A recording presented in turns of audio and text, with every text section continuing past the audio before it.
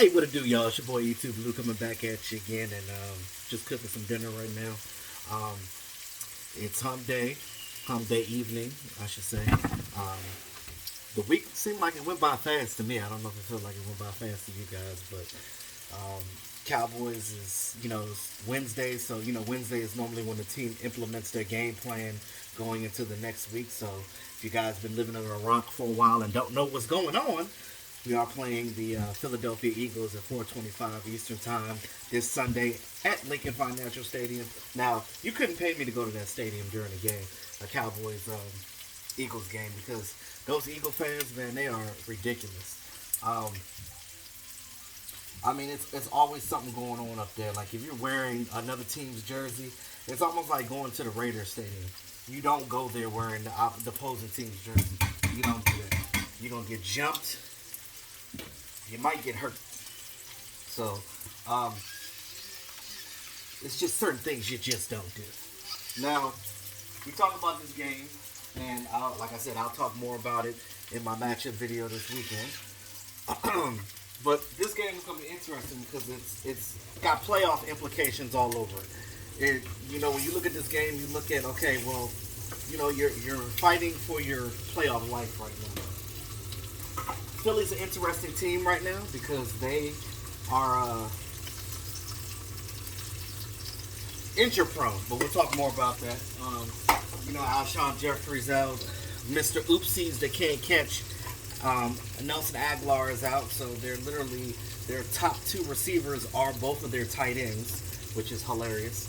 But again, I'm not gonna get into that right now. What I want to talk about is Cowboys injuries, and the Cowboys did sign a player. So you know that linebackers just been dropping.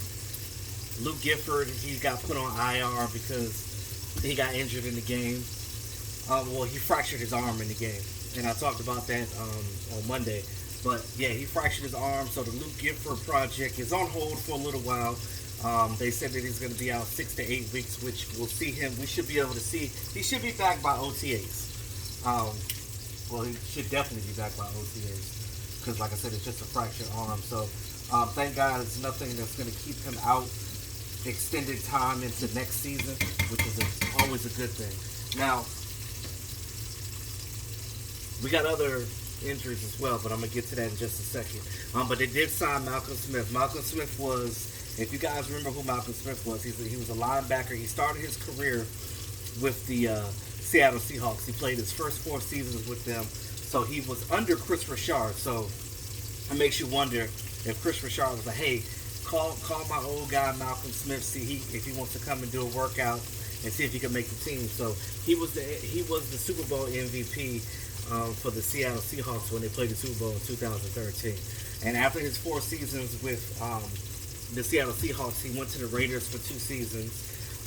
He went to 49ers briefly. I think he was on a couple of games there. And I think he was in off season with the Jaguars before they ultimately cut him. And free agent guy, and now he's with the Cowboys. So really good linebacker. I think that it's definitely a good pickup.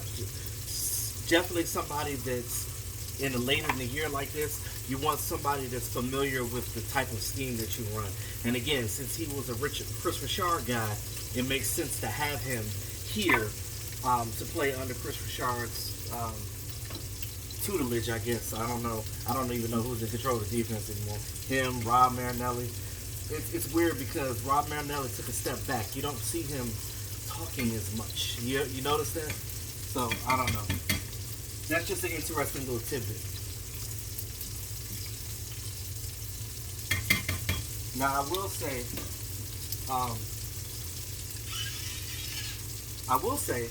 that this game, you look at how we beat the Rams, and it makes you wonder, where the hell has this team been all this time? Where was this? Cowboys only missed 1 tackle in this last game. Where have they been? But again, we'll talk more about that. Some of the guys that didn't practice today, Michael Bennett, he didn't practice today. He was dealing with the illness, and I think he has a foot injury or something like that. I don't know exactly what the injury is, but he injured his foot. Now, I don't know what that's all about, but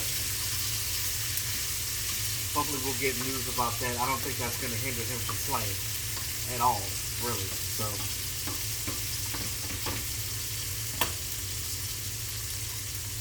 turn this down. CJ Goodwin. So I talked about him too. He fractured his thumb. He actually had surgery on Monday. So on his fractured thumb, they could just wrap that thing up. Hopefully he'll be ready by game time. You definitely need a guy like him because he's your special team ace. Especially with Kayvon Frazier being out on IR. You need your special teams guys because that's important. Now that we finally got a kicker that can kick, it makes sense now. Sean Lee, he didn't practice. You know, he's dealing with that pectoral muscle, but he played like a warrior on Saturday. On last Sunday. It was more like vintage Sean Lee. We see more of that. We're definitely going to be a good playoff team.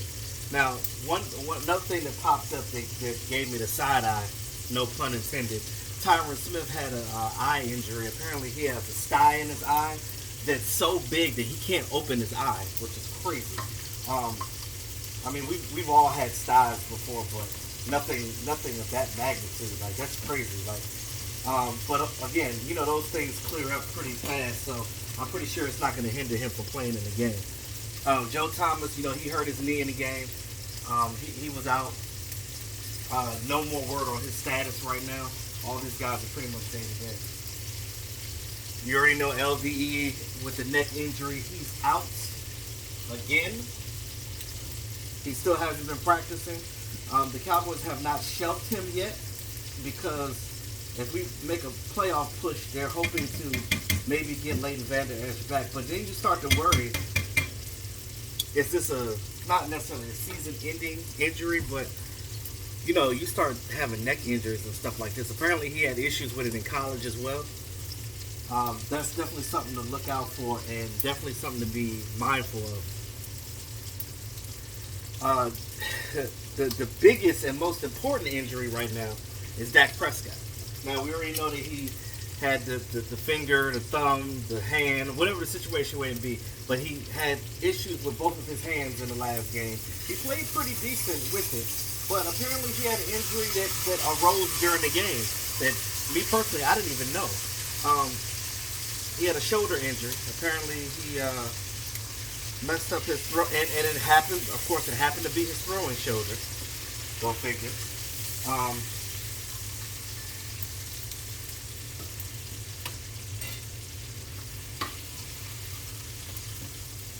Yeah, he messed up his throwing shoulder. This is the first time he's been out of walkthroughs. And even Zach Martin said himself, it was weird because I've never seen him not in a walkthrough or in practice. He was there, but on limited status. So pretty much, Cooper Rush got the call up to be, well, not the call up, he's already on. But he normally does scout team work in practice. Mostly the backups do that. But he actually got first team reps with the guys, which is good because Lord and behold, just in case Dak Prescott doesn't get a chance to play this game, you still have Cooper Rush back there. He could be able to do something for you. Now, I heard Jesse Holly, shout out to Jesse Holly, he was basically saying on Hanging with the Boys that if Cooper Rush has to play, the Cowboys have no chance in hell of winning that game. I don't necessarily agree with that because I think that if they stay within the system, I think Cooper Rush could throw the ball. Now, we forget what he did his rookie year and some of the things in preseason. I know he had like a downtime where we were like, well, what's going on? Why are they not passing the ball? But you have hiccups like that. It happens. But I think that Cooper Rush, if they play within themselves, I think that he can still do some things. We have enough talent on this team, and he has enough weapons. Remember, when Cooper Rush was playing before, we didn't have the weapons like we had now. So I think that with the weapons we have now and the running game that we have, I think that if you stay true to yourself, even if Dak Prescott doesn't play, I think we can eke out this game against the Eagles, especially because of their shortcomings and them not having their wide receivers and them having a lot of injuries on defense and things of that nature. So there's definitely some opportunities to do some things.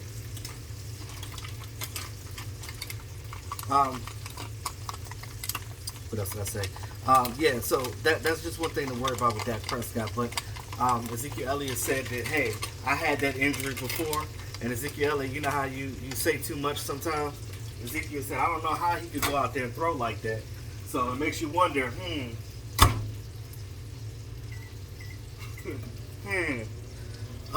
but then he backtracked and said that, we don't see that it's an issue. Not an issue. We know it's an issue, but we don't see him getting held out of this game. But you never know what'll happen.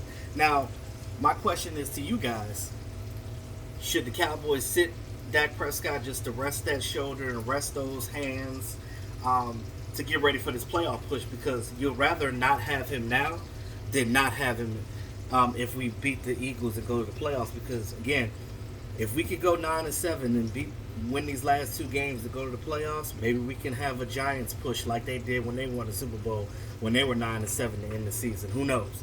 But that's just something to think about. Just a little bit of food for thought. But I think that we'll be fine against the Eagles, that is, and we might be fine against the Redskins as well if you have to play him. So if Dak doesn't play these next two games, to just let him rest. I think that if they play game plan, because again, with a backup quarterback, they don't get first team snaps, so they don't get to hang out with the first team guys. So they don't get the chemistry with those guys.